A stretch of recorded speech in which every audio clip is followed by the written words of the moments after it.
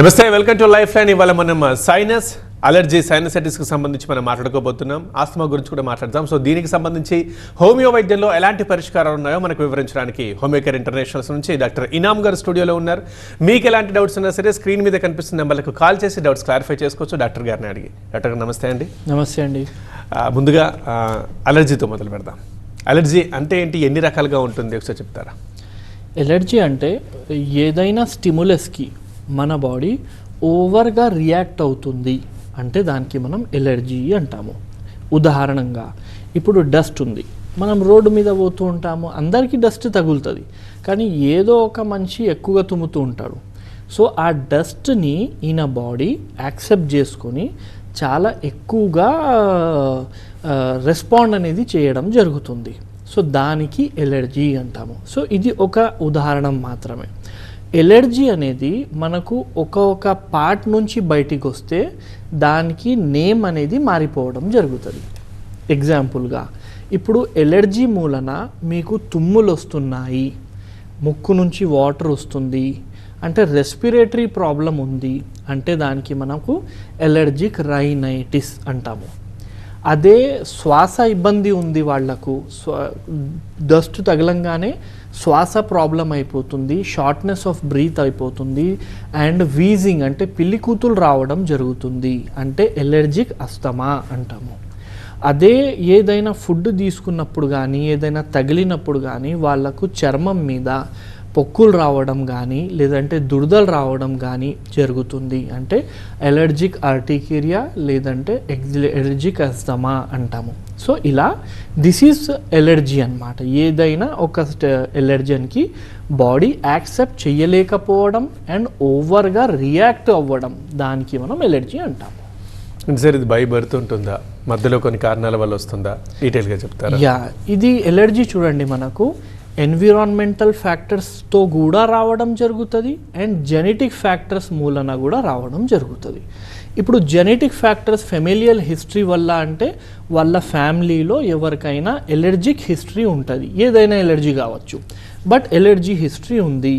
So ఆ పిల్లలకి కూడా ఇన్హెరిట్ అవ్వచ్చు. ఇప్పుడు పిల్లల్లో ఇన్హెరిట్ అయిన తర్వాత చిన్నప్పటి నుంచి అంటే ఇన్ఫాంట్ ఉన్నప్పటి నుంచి ఎలర్జీ ఉంటుందా అన్నట్లు ఉండదు. వాళ్ళ లైఫ్లో ఎప్పుడైనా ట్రిగర్ అవ్వచ్చు, చిన్నపిల్లల్లో కూడా రావచ్చు కానీ కొంచెం తక్కువగా. సో ఇలా ఫెమిలియల్ టెండెన్సీ మూలన వస్తుంది.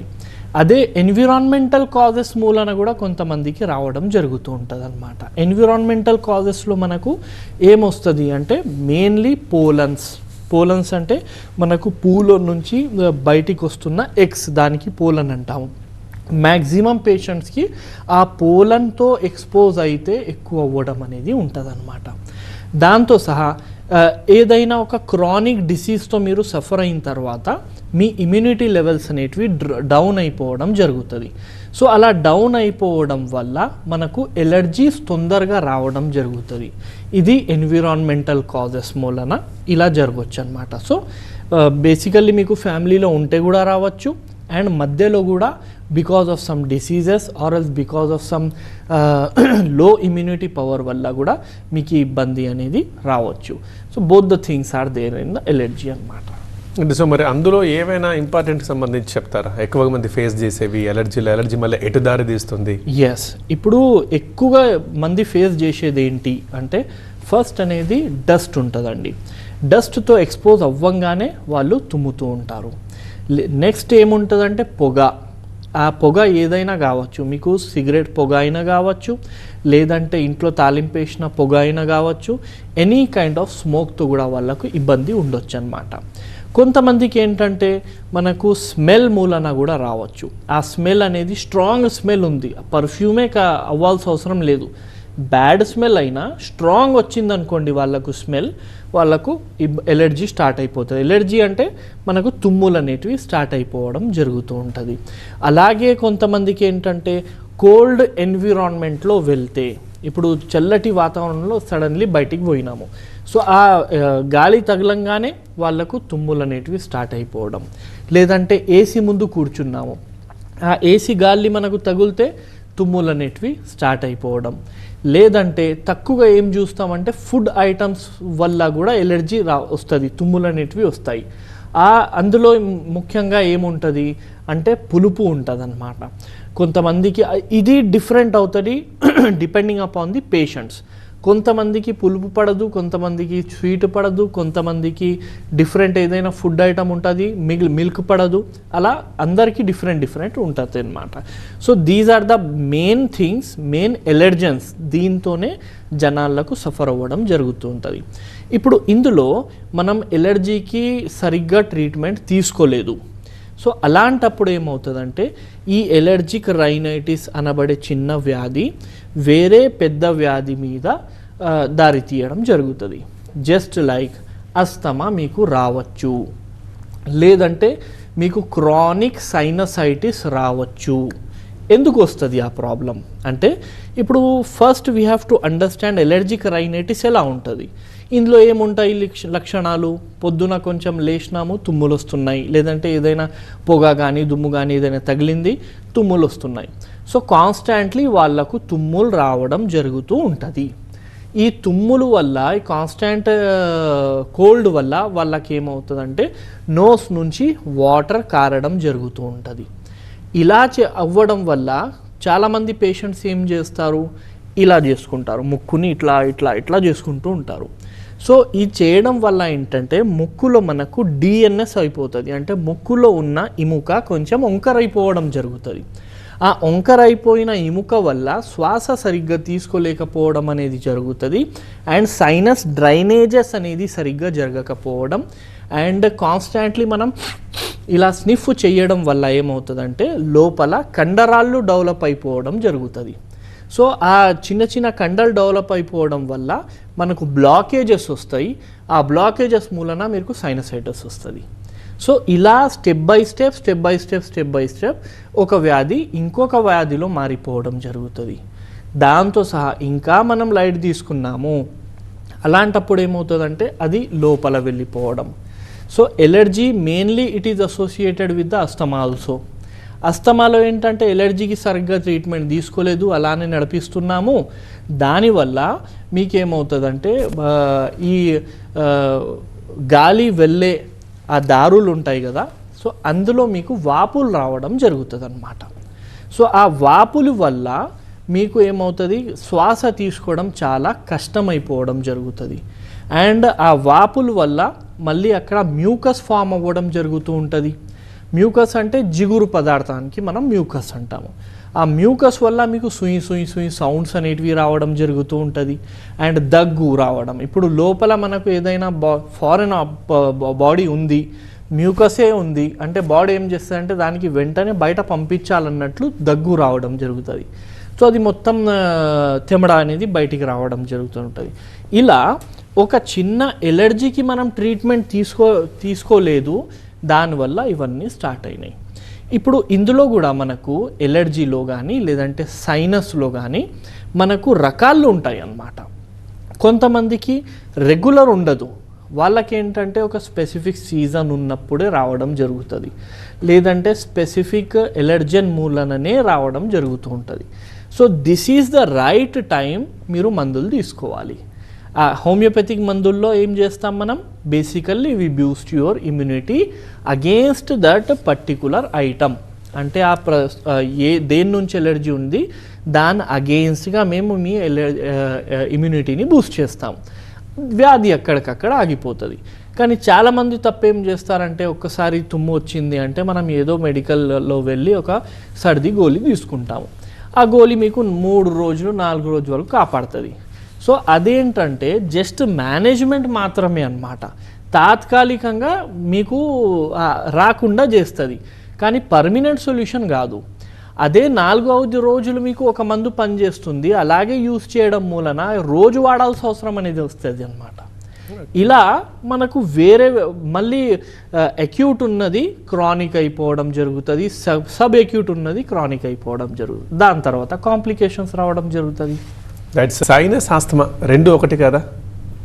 Sinus is different thing, asthma is different thing అండి.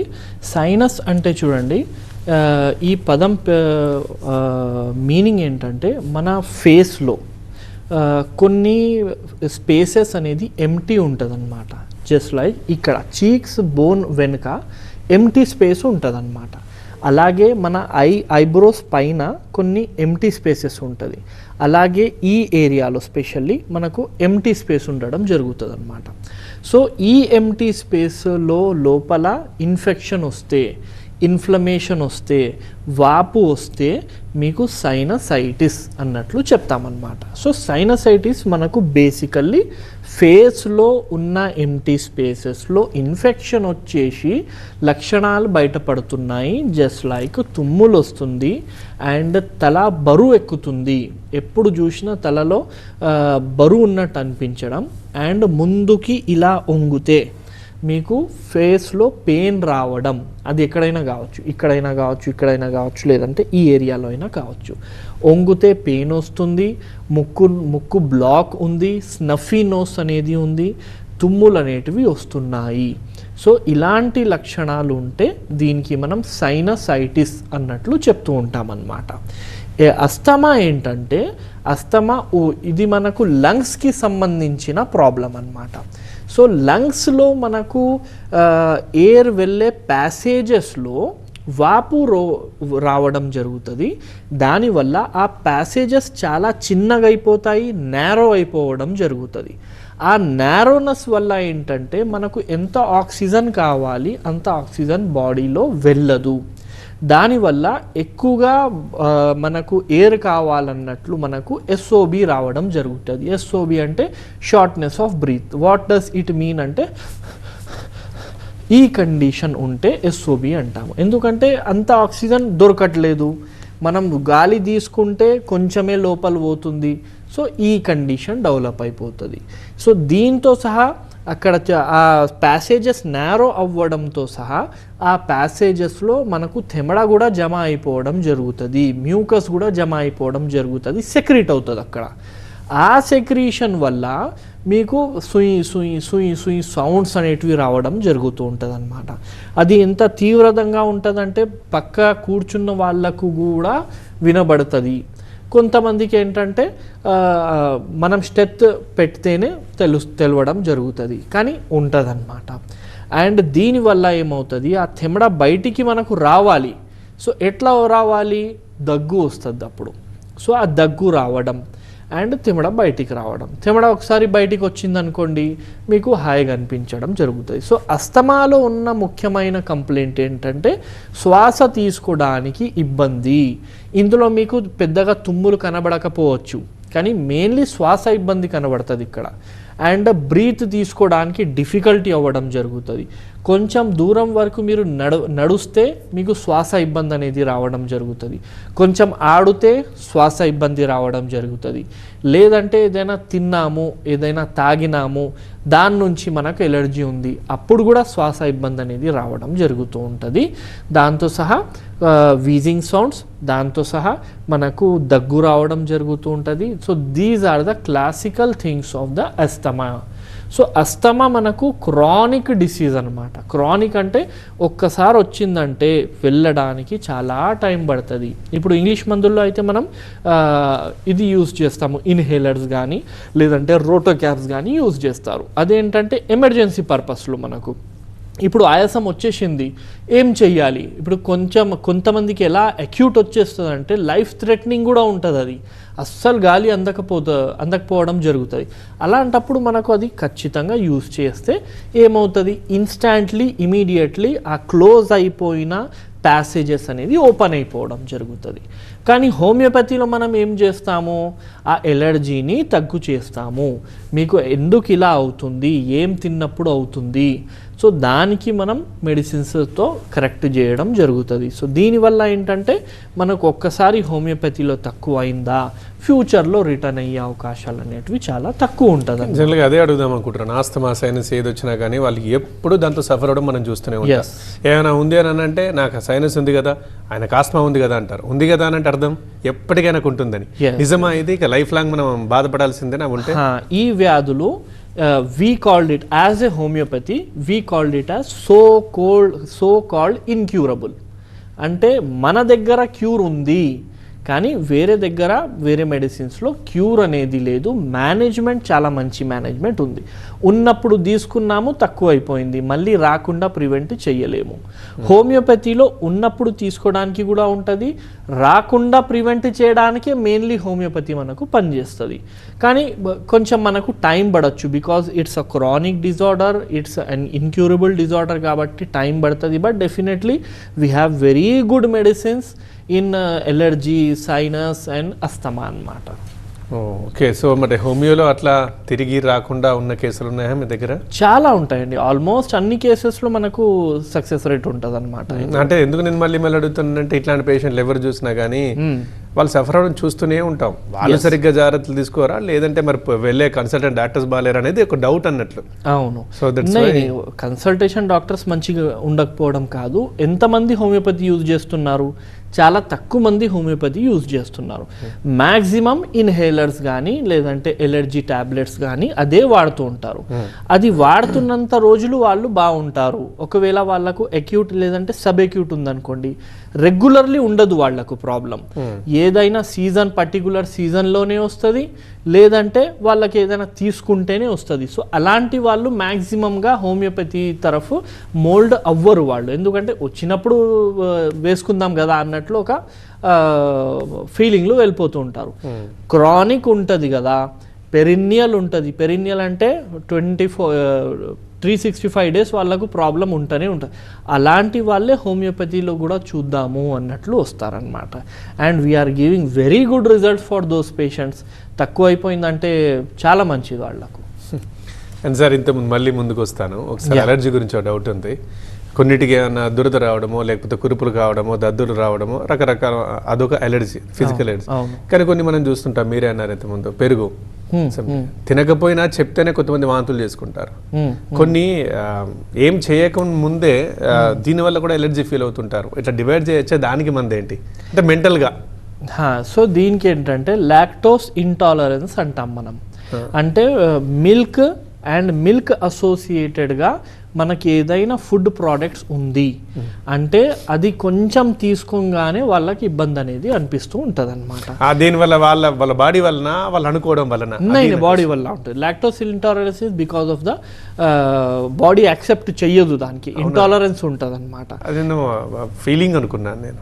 No that will be there and కొంతమందికి ఫీలింగ్ కూడా ఉంటుంది. అంటే అది చాలా ఫాస్టీడియస్ పేషెంట్స్ అంటాం దానికి. సో ఫాస్టీడియస్ అంటే ప్రతి చిన్న దానికి కూడా వాళ్ళు చాలా ఎక్కువగా ఆలోచిస్తారు. ఇప్పుడు నేను ఇక్కడ కూర్చున్నప్పుడు 10 సార్లు ఇలా చేతులు కింద పెట్టిన. Fastidious persons they won't do like that. కింద పెడితే మనకు ఎలర్జీ వచ్చేస్తుంది, ఇక్కడ దుమ్ము ఉంటుంది, వీళ్ళతో చేతులు కలపకూడదు, వాళ్ళతో చేతులు కలపకూడదు. సో ఆ ఫీలింగ్లో కూడా వాళ్ళు ఉండడం వల్ల ఏమవుతుందంటే how we thinks our body react in that manner, ఇది జరుగుతుంది అనమాట. సో అవర్ థింకింగ్ పైన కూడా చాలా ఉంటాయి, సైకాలజికల్ ఫ్యాక్టర్ ఇస్ దేర్. చిన్నపిల్లలు కూడా చూస్తుంటాం, ఇప్పుడు కొంతమందికి బస్సు పడదు, బస్సు ఎక్కితే వాంతులు తీసుకుంటారు. కారు పడదు, కారులో వాంతులు తీసుకునే పిల్లలు చాలా మంది ఉంటారు. సో ఇది సైకలాజికల్ ఫీలింగ్ నిజంగానే మన బాడీకి ఏమైనా? ఇప్పుడు కొంతమందికి ఏంటంటే ఇది పడదు నిజంగా. ఎందుకు పడదు అంటే మనకు కార్లో ఉన్నా బస్సులో ఉన్నా, ఇప్పుడు కార్లో ఉంటే మనకు లెదర్ సీట్స్ ఉన్నాయా అది చూడాలి, లేదంటే ఆ కార్ మూమెంట్ వల్ల కూడా వాళ్ళకు ఇబ్బంది అవ్వడం జరుగుతుంది. యూజువల్లీ సీ సిక్నెస్ అంటాం, అంటే షిప్లో పోతున్నప్పుడు మనం ఎలా ఇట్లా ఇట్లా ఇట్లా అవుతూ ఉంటాము. అలా చాలా మందికి ఆల్మోస్ట్ అందరికీ వాంతులు వచ్చినట్టు సెన్సేషన్ వస్తుంది. కానీ కొంతమంది సెన్సిటివ్ ఉన్న వాళ్ళకు కొంచెం మూమెంట్స్ కూడా వాళ్ళకు వాంతులు అనేది తెప్పించేస్తుంది. ఇప్పుడు ట్రైన్లో వెళ్తున్నాము, lot of people will be there. అక్కడ కొంతమందికి స్మెల్ పడని వాళ్ళు ఉంటారు, కొంతమందికి సౌండ్స్ పడని వాళ్ళు ఉంటారు, కొంతమంది చిరాకు అవుతూ ఉంటారు.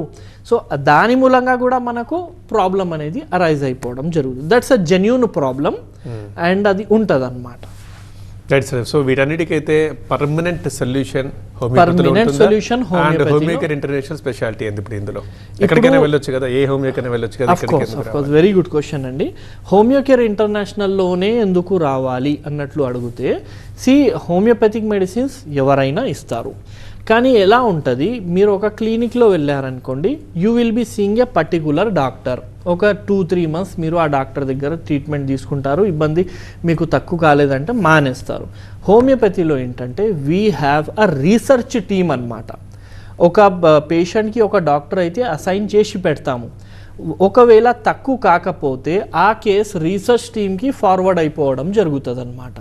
సో ఆ టీమ్ ఆఫ్ డాక్టర్స్ ఆ పేషెంట్ మీద రీసెర్చ్ చేయడం, అంటే ఎందుకు తక్కువ అవుతలేదు అన్నట్లు మెడిసిన్స్ అనేది ప్రిస్క్రైబ్ చేయడం జరుగుతాయి. So in a single house we will be getting lot of doctors అన్నమాట. అంటే ఖచ్చితంగా ఈ పేషెంట్కి తక్కువ చేసి బయట పంపించాలి అన్నట్లు మన మోటో ఉంటుంది. So because we have research team, because we have more than 300 doctors, because we have home consultation. అంటే మీరు రాలేకపోయారు, హోమియోపతిలో కంటిన్యూషన్ ఈజ్ ఇంపార్టెంట్, మీరు రాలేకపోయారు, we do have courier facilities, doctor video కాల్స్లో మాట్లాడతారు, and these facilities are there కాబట్టి you can prefer Homeocare international. Thank you doctor గారు, చాలా బాగా ఎక్స్ప్లెయిన్ చేశారు. Thank you very much. ఇది ఇవాళ లైఫ్ లైన్. చూస్తూనే ఉండండి TV9.